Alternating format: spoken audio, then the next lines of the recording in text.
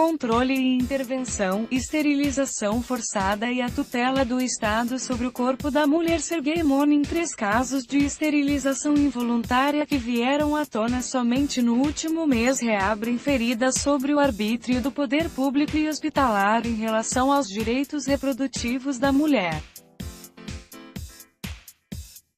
A Sputnik Brasil traz relatos e análises sobre como certos corpos são marcados para não reproduzir. Filho agora só adotado. Viu? A história está longe de ser nova.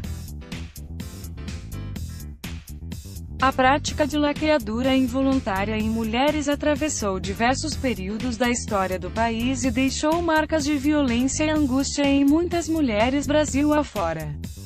A Sputnik Brasil conheceu a história de Luciane Florencio Costa Borges, 49 anos, de Natal, RN, que foi vítima de uma arbitrariedade que a impediu de ter filhos pelo resto da vida quando tinha apenas 21 anos de idade. O caso aconteceu em Natal, RN, em 1991. Luciane conta que logo após ter o seu terceiro filho, aos 21 anos, não teve direito de escolha sobre o tipo de parto que queria, sendo levada diretamente para a operação de cesariana. Tenho 3 filhos, todos de cesariana. O primeiro passei 6 horas de sofrimento e como eu tinha 16 anos aqui, alegaram que eu não tinha passagem para fazer o parto normal. O segundo filho não me falaram nada e já fui direto para a cesariana, conta, mas foi após ter o bebê da sua terceira, e última, gravidez que recebeu a notícia que iria marcar o resto da sua vida. Luciane saiu da maternidade sabendo que nunca mais poderia ter filhos, sem nunca ter desejado isso, ou sequer ser informada sobre o procedimento que iria sofrer. O terceiro a mesma coisa. Entrei na maternidade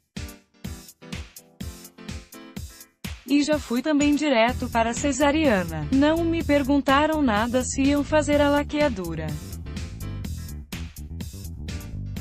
No dia seguinte, quando me deram meu filho, falaram apenas que filho agora só se fosse adotado. Eu tinha 21 anos. Fiquei muito triste porque por ser ainda muito nova e solteira, eu poderia mais pela frente optar por ter mais um ou quantos eu quisesse ter, na verdade. Lamenta, só lembro de ter entrado na sala de cirurgia e durante os dias que fiquei na maternidade ninguém veio falar comigo. Só os enfermeiros que entravam e saíam, depois me deram alta. E na saída da maternidade eu lembro que uma médica falou bem assim pra mim: oi, já tá de alta? Olha, filho agora só adotado, viu? E olhou meu filho e foi embora. Eu nem lembro mais do rosto dela. Foi difícil demais ter passado por isso, declarou. Um pouco tempo depois, Luciane se mudou para o Rio de Janeiro, onde trabalhou como empregada doméstica por 21 anos. De acordo com ela, a violência que sofreu não foi somente na maternidade, pois, além de passar por uma cirurgia contra a sua vontade, carregou o estigma de ser estéril e sofreu preconceito em outros relacionamentos que viveu. Eu tive um relacionamento que durou 5 anos e a família desse relacionamento me cobrava muito. Por eu não poder ter dado um filho, já que todos tinham, menos eu e o meu ex. Eu ficava triste e pensava até em adotar na época. Mas não seria a mesma coisa, né? Passado um tempo, sofri a mesma coisa em outro relacionamento. Daí por conta disso, de não poder ter mais filhos, fui muito cobrada por isso, como se fosse eu que pedi para fazerem isso sem me consultar antes nem depois. Hoje, por exemplo, estou casada e muito bem casada. Digamos que o meu esposo quisesse também ter filhos, meu sofrimento começaria novamente. Pensei por muitas vezes em processar a maternidade por terem decidido fazer a laqueadura sem me consultar se era isso que eu queria ou não, acrescentou. A história de Luciane é uma entre tantas que tiveram seus direitos reprodutivos violados e as suas perspectivas de planejamento familiar afetadas para sempre. Se hoje a notoriedade destes casos produz uma consternação pública mais enfática, não é menos preocupante a revelação de novas ocorrências na mídia, envolvendo decisões que partem direto do judiciário, em tempos em que cada vez mais são amplificadas as vozes e pautas de combate às opressões estruturais de gênero, reivindicando maior direito das mulheres sobre seus corpos, tanto nas ruas quanto nas redes sociais e na mídia. A realidade brasileira parece sempre revelar uma faceta mais profunda de resistência e coloca o país em uma encruzilhada entre avanços e retrocessos. Caso de Janaína reabre ferida em meados de junho. Veio à luz o caso de Janaína Aparecida Querino, moradora de rua que foi submetida a uma esterilização sem o seu consentimento. A decisão foi tomada na cidade de Mococa, no interior de São Paulo, pelo juiz Djalma Moreira Gomes, que acatou o pedido do promotor Frederico Barrufin, sem ouvir a defesa. A notícia teve repercussão internacional e reacendeu o debate sobre o poder do Estado sobre o corpo das mulheres. Presa desde novembro do ano passado por tráfico de drogas, Janaína deixou a cela em fevereiro de 2018 para realizar o parto de sua 8ª gravidez na Santa Casa de Mogi Guaçu, que abre SP, que fecha. Enquanto isso, a justiça acatava um pedido do promotor Frederico Barrufin para que Janaína fosse submetida a um procedimento de laqueadura compulsória. O Ministério Público chegou a abrir um processo para apurar a conduta do juiz e do promotor envolvidos no caso, acusados de determinar a realização da cirurgia coercitivamente, sem sequer ouvir a vítima ou lhe dar direito a uma defesa. Quando o recurso chegou ao Tribunal de São Paulo, já era tarde demais. A mutilação já havia sido realizada e o bebê de Janaína retirado de seus braços e entregue à adoção. O caso de Janaína ganhou ampla notoriedade após a publicação de um artigo do professor de Direito Constitucional da Fundação Getúlio Vargas, FGV, Oscar Vilhena Vieira, publicado na Folha de S. Paulo, denunciando a justiça por realizar uma esterilização em Janaína durante o parto, mesmo contra a sua vontade. O assunto chegou à ONU. Agências da organização como o Fundo de População das Nações Unidas, UNFPA, a ONU Mulheres e o Escritório Regional para a América do Sul do Alto Comissariado das Nações Unidas para os Direitos Humanos, a CNUDH, divulgaram um comunicado conjunto em que manifestaram a preocupação com a judicialização do caso de Janaína e afirmando que as decisões sobre a quantidade de filhos ou filhas pertencem às mulheres, não sendo admissível a interferência do Estado nessa esfera. Agora em liberdade por conta de um habeas corpus concedido em 20 de junho pelo Tribunal da Justiça de São Paulo, Janaína Querino se vê em meio a uma controvérsia, em que o magistrado de Mococa alega que ela teria autorizado o procedimento. Após sair da prisão, no entanto, negou ter autorizado a laqueadura, afirmando que teria assinado papéis mesmo sem saber ler direito. Em entrevista à Sputnik Brasil, o presidente da OAB São Paulo, Marcos da Costa, confirmou que Janaína informou a uma equipe da Ordem dos Advogados que anteriormente havia autorizado o procedimento de laqueadura, mas o jurista destacou que é justamente essa mudança de opinião em relação ao processo cirúrgico que revela uma falta de discernimento por parte dela que invalidaria uma intervenção delicada como a esterilização. Todos os indicativos no processo, especialmente a dependência química dela e a dependência alcoólica, evidenciam uma situação onde ela não tem discernimento, observou o presidente da OAB São Paulo.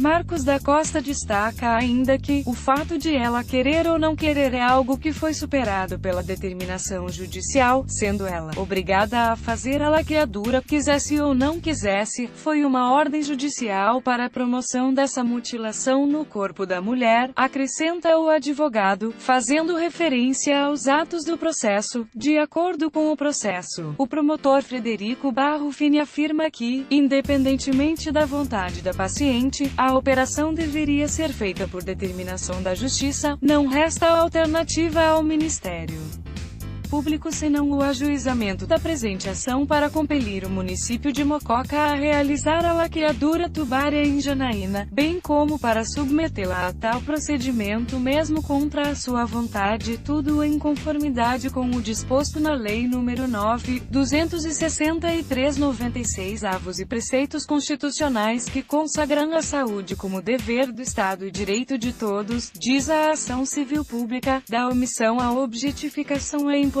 observar os valores morais que carregam o processo que desencadeou na esterilização coercitiva de Janaína Quirino.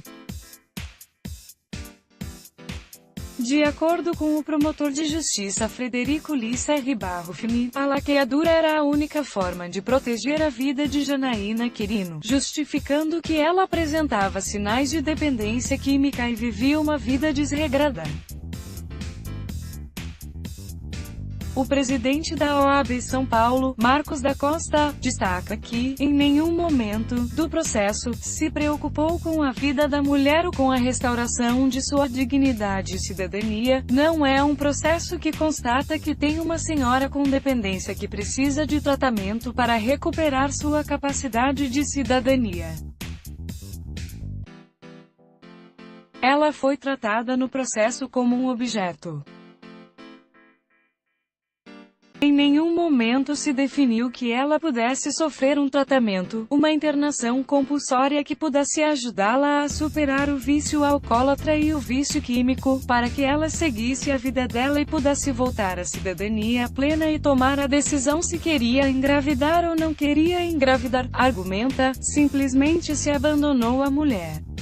Tanto que, acabado o processo, acabada a cirurgia, esqueceu-se da mulher. Essa mulher foi presa, hoje ela está solta graças a um habeas corpus da Defensoria Pública. A preocupação devia ser com a saúde da mulher. Em nenhum momento se preocupou com a saúde da mulher. Se preocupou em impedir que ela tivesse filhos com o argumento que ela tivesse uma vida desregrada, que já é um conceito que agrega um ponto de moralidade e que a partir disso a criança que ela pudesse ter, não seria uma criança que encontraria um lar com condições adequadas para o seu crescimento, disse o presidente da OAB São Paulo, Marcos da Costa. Ainda destacou um importante aspecto sexista em torno do caso de Janaína, lembrando que ela tinha um companheiro que se encontrava nas mesmas condições de dependência química e de uma alegada vida desregrada, mas que em nenhum momento se pensou em submeter o homem ao procedimento de esterilização. De acordo com ele, os casos de vasectomia são mais seguros e possuem maiores chances de reversão, enquanto o procedimento de laqueadura tubária tem chances quase nulas de reverter o procedimento. A Sputnik Brasil também conversou com Tânia Maria de Oliveira, membro da coordenação executiva da Associação Brasileira de Juristas pela Democracia, ABJD, instituição que entrou com uma representação tanto contra o juiz da segunda vara do Foro de Mococa quanto contra o membro do Ministério Público que apresentou o pedido ao juiz. De acordo com a jurista da ABJD, o caso de Janaína foi uma violação extremada, pois ela foi submetida a um procedimento forçado por membros do sistema de justiça. O juiz agrediu flagrantemente o Código de Ética da Magistratura, que antes de proferir qualquer decisão o magistrado tem que atuar de forma cautelosa, dar tempo às circunstâncias que podem provocar esta decisão. Isso porque ele alega que houve autorização dela em determinado momento do processo. A partir disso ele tomou uma decisão que para ela, Janaína, foi completamente irreversível. foi uma esterilização eugênica e eugenista com o argumento que ela é uma pessoa em situação de rua. Então, nesse sentido, ele agrediu diversos dispositivos do Código de Ética da Magistratura, disse ela em entrevista à Sputnik Brasil. A reportagem tentou entrar em contato com o juiz Djalma Moreira Gomes, que acatou o pedido do promotor, mas sua assessoria informou que ele não iria se pronunciar sobre o caso. Com quantos casos isolados se faz uma política, enquanto o processo de Janaína se desenrola na justiça, outro caso de lacreadura coercitiva veio à tona, perpetrado pelos mesmos responsáveis pela esterilização de Janaína, o juiz Djalma Moreira Gomes e o promotor Frederico Barrufin.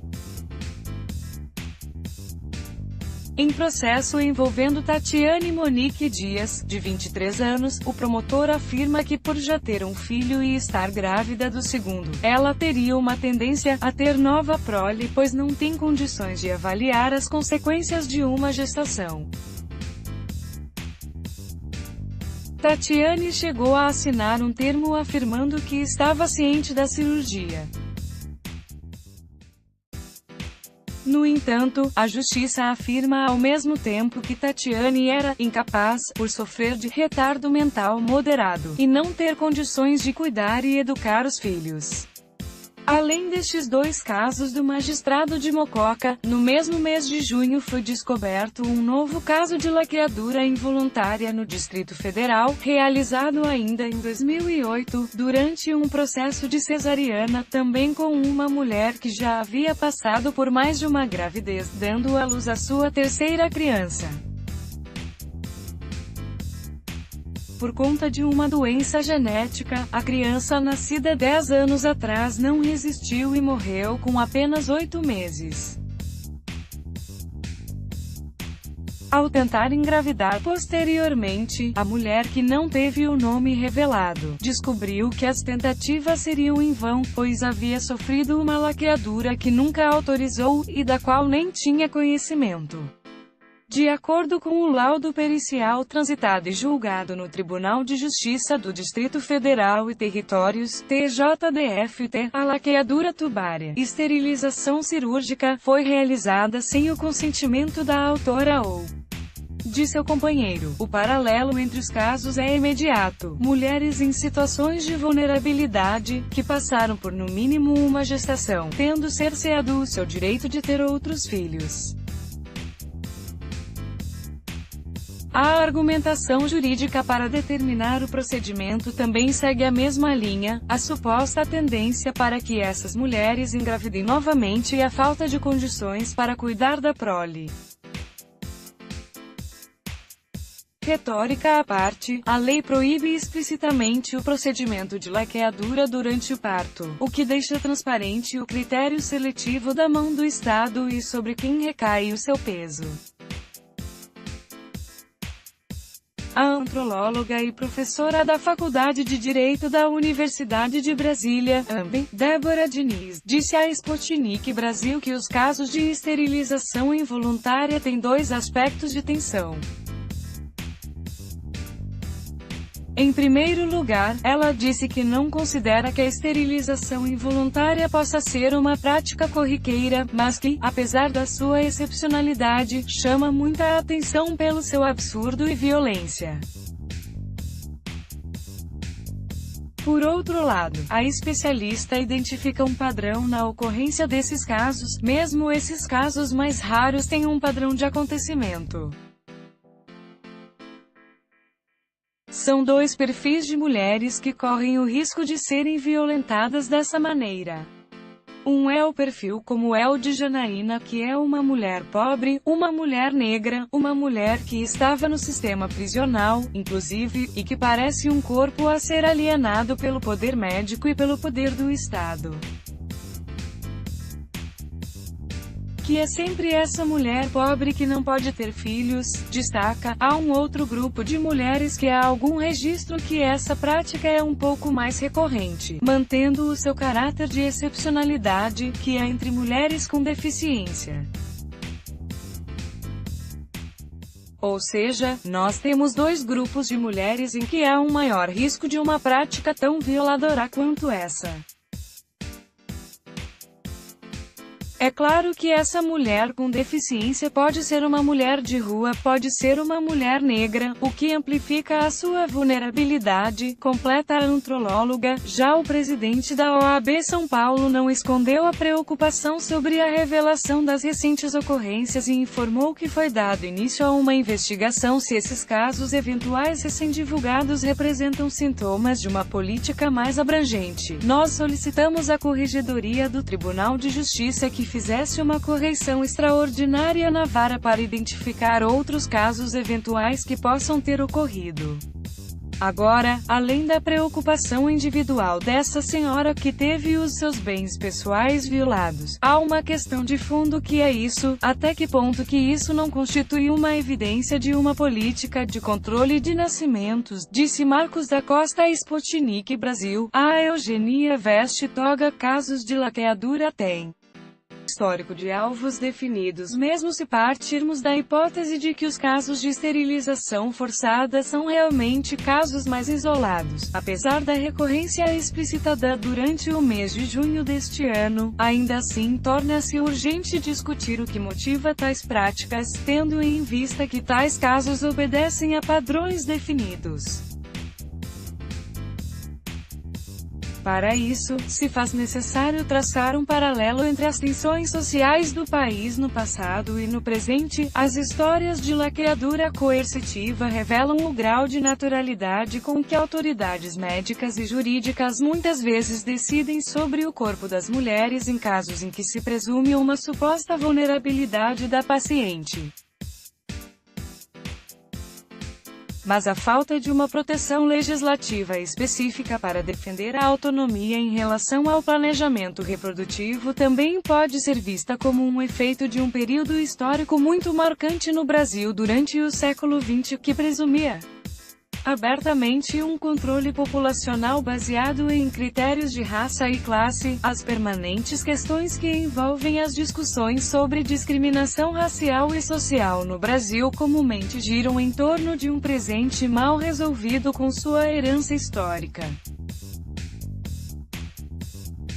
No que diz respeito ao controle de nascimento, envolvendo os direitos reprodutivos da mulher, é preciso se lembrar da influência do movimento eugenista brasileiro durante o século XX, tendo como principais pautas as questões sanitárias, higiênicas e educacionais. O movimento eugênico brasileiro foi abraçado pela elite do país no início do século, encarando a eugenia como um símbolo de modernidade e progresso.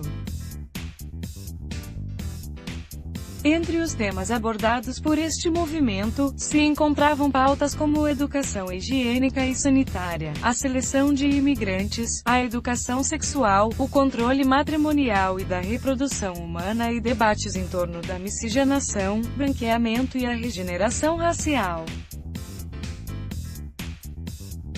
Com isso, a exclusão de negros, imigrantes asiáticos e deficientes era entendida por membros da elite como um passo para o desenvolvimento do país.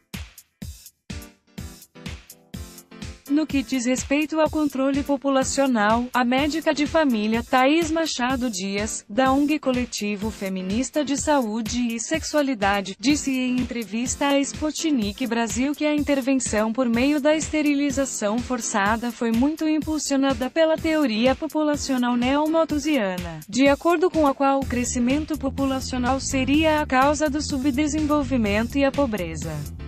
Assim, segundo ela, tratar a laqueadura e o controle reprodutivo já foi uma política para combater a pobreza, era uma tônica internacional dos países desenvolvidos em relação aos países em desenvolvimento, de incentivar a laqueadura como forma de combate à pobreza e como forma de controle da pobreza.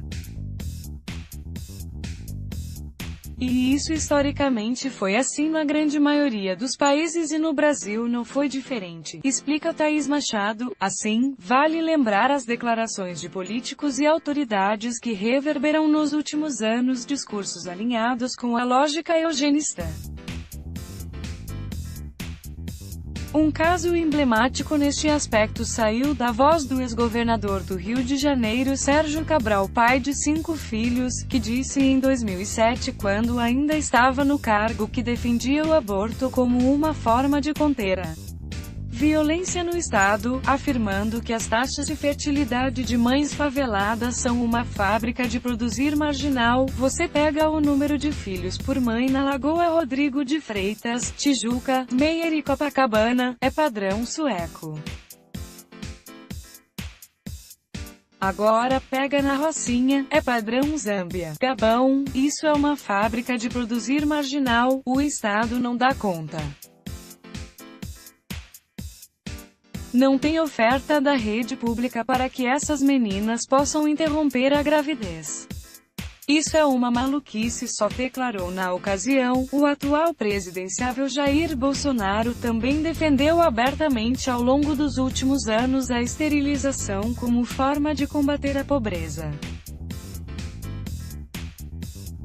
Na pré-campanha presidencial de 2018, Bolsonaro afirmou que pretende adotar uma política de planejamento familiar em seu programa de governo, mas ainda não forneceu detalhes sobre a proposta, a Lei do Planejamento Familiar, Vitória das Mulheres, ainda que tardia a história que une Luciane, Janaína e Tatiane, entre tantas outras mulheres vítimas da arbitrariedade do Estado, apesar de suas similaridades, pode ser dividida por um marco histórico, a Lei do Planejamento Familiar.